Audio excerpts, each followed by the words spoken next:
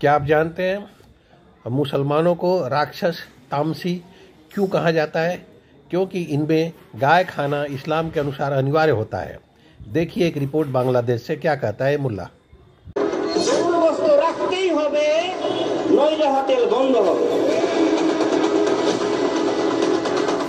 মনে করি না আমরা মুসলমান, আমার দেশে সব হোটেলে গরুর গোশত রাখা বাধ্যতামূলক। গরুর গোশত রাখতেই হবে। যে সমস্ত হোটেলে গরুর গোশত থাকবে না, তারা হিন্দুরা বলে গরু নাকি তাদের মা। আমি প্রশ্ন করি, গরু কি আপনাদের মা?